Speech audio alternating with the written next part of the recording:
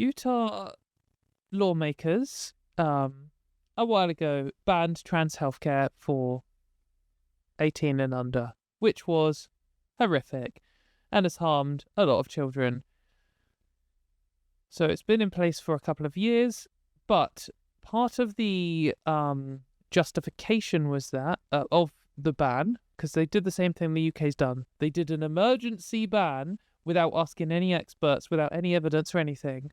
Just, we're just going to take healthcare away from all these children with absolutely no impact assessment or contingency or any understanding of the situation at all, purely because trans people are a culture war and we want to get votes and we hate them.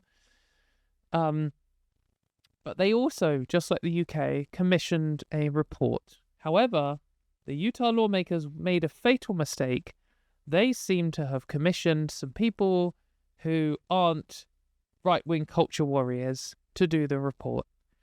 So they should have got Hillary Cass or RFK Jr. or some fucking wacko Liz Truss. They could have got on it. Like, they should have got someone who hates trans people and who doesn't like science to write the report. And they accidentally did it the other way around, and they got some real scientists and healthcare experts to review the available evidence of trans healthcare.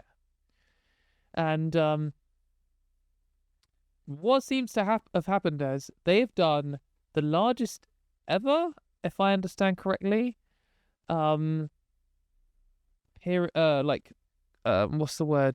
review, meta-analysis of all of the studies on trans healthcare. Says here, notably, our search has yielded a larger number of primary studies than any of the systematic reviews that underwent data extraction, the report states proudly. So they've done like the biggest ever review of trans healthcare, and obviously it's come out in favor of trans healthcare. So, yeah, it says here, the experts concluded in a more than 1,000-page report, overall there were positive mental health and psychosocial functioning outcomes as a result of gender-affirming care. But Republican legislators are already dismissing the findings. What a fucking surprise. This is just the story. The current path for trans healthcare is, do you have a right-wing government? In which case, they're going to ban it regardless of the evidence. Then they may or may not issue a report. And the report's either going to be done by a right-wing wacko, culture warrior knobhead who's going to say, the evidence doesn't count. Or it's going to be done by some scientists and they're going to say, here's the evidence. And then the people in charge are going to say, fuck the evidence. Or it's going to be done by competent people and they're going to say, here's the evidence. And then the people in charge will be like, oh, okay. And then they'll support trans healthcare. That's like the full range of outcomes. And obviously in the UK, we had right-wing shitheads doing a report and then a right-wing government taking over and saying, okay, we're going to ignore the evidence. In Utah, they messed up a little bit and they had scientists doing it. But in other countries, or most other countries that have done recent reviews on trans healthcare have concluded that trans healthcare benefits trans people.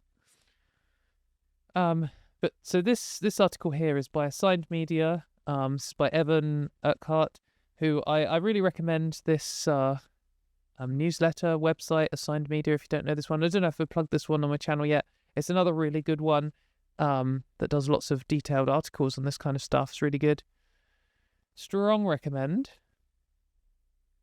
Also, Evan's great, and you should follow him on Twitter.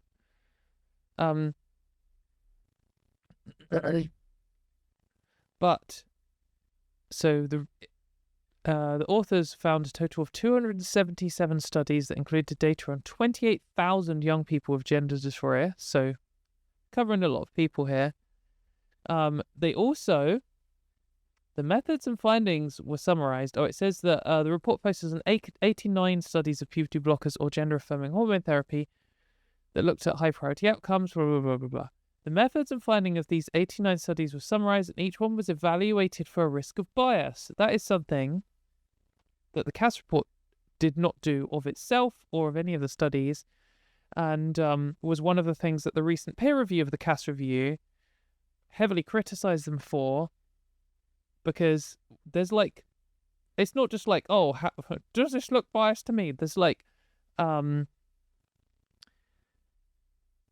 field-wide system. There's like things in place in order to have some kind of attempt at objectively measuring bias. I want to say industry standards. I don't know what that. It's not an industry. It's like the equivalent of industry standards for scientists. Standard practice ways of measuring bias, and it's something CAS review didn't do. Anyway, this did. So that's already better than the CAS review. But there's a really good quote here. It says, the conventional wisdom among non-experts has long been that there are limited data on the use of trans healthcare in pediatric patients with gender dysphoria. However, results from our exhaustive literature searches have led us to the opposite conclusion.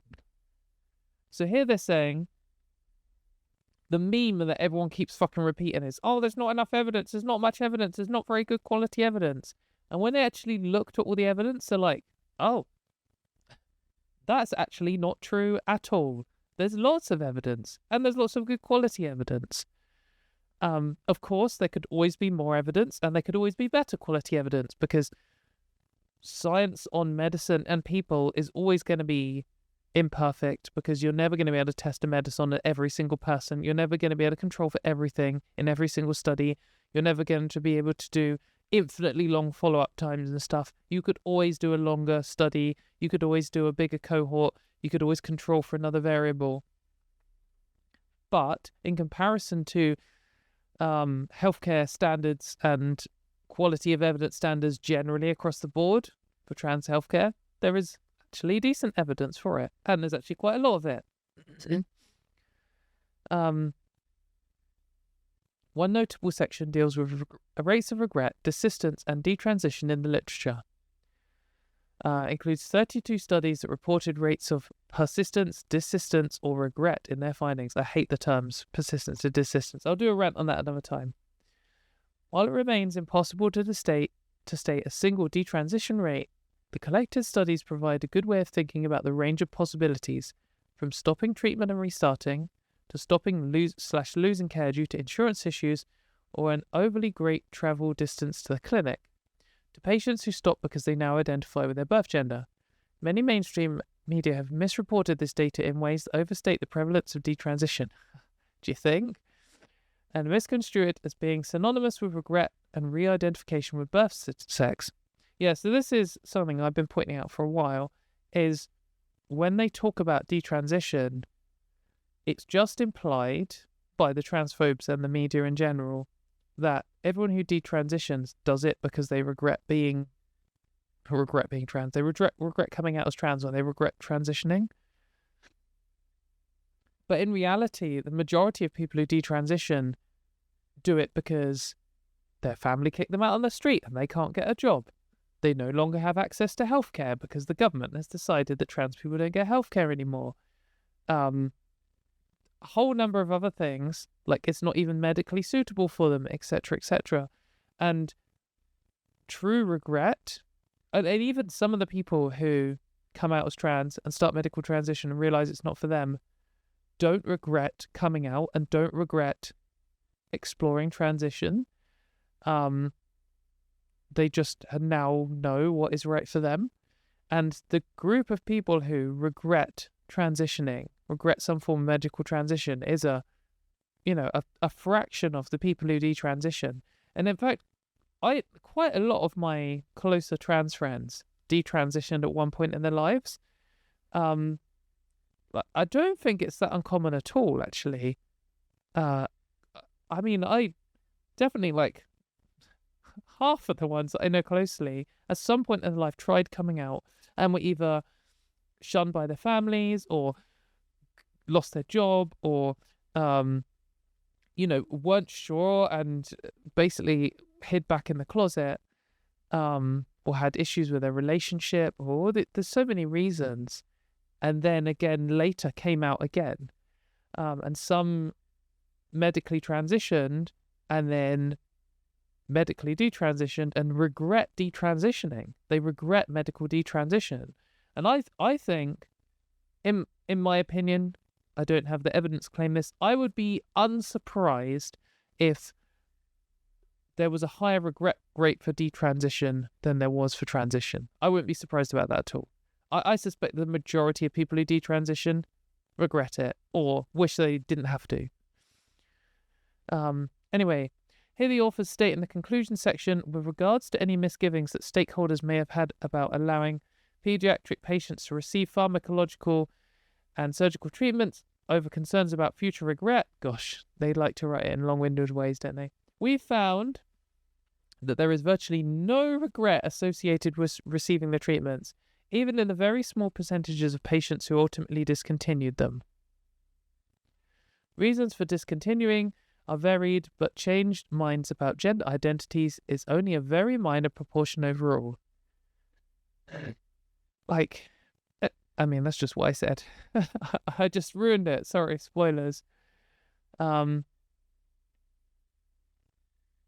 So, unlike the highly publicized CAS review, which released in the UK, the Utah review is low on opinion and high on reviewing the evidence. I mean, obviously that's Evan's opinion, but still, I think that can definitely be said about the CAS review. Like, it is famous for making recommendations and providing no evidence for them at all, dismissing evidence offhand, like just making these wild speculations about all kinds of things. Oh, Evan's written it here.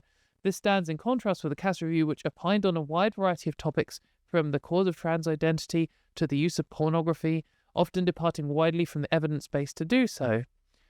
So yeah, it's a more data-driven approach, and this is just the story we are going to see time and time again. When they look at the evidence is going to recommend trans healthcare, and then either they're going to just do another review run by some quack who says, well, the evidence doesn't count, or they're going to just dismiss it and ignore it. And it's up to us to just keep making noise about this. This is another one. Since I've been doing daily videos on this channel, how many fucking times have I had to do I got to think up of a new thumbnail and a new title now for this. Another one, nor another one. People are going to stop clicking on them because they're just going to be like, wait, I've already seen this one?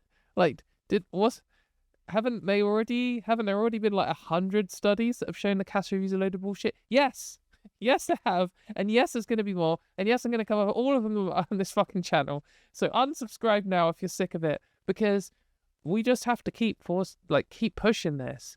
The science is hardline opposed to the gender critical position. It's hardline opposed to what West Treating is doing in the UK.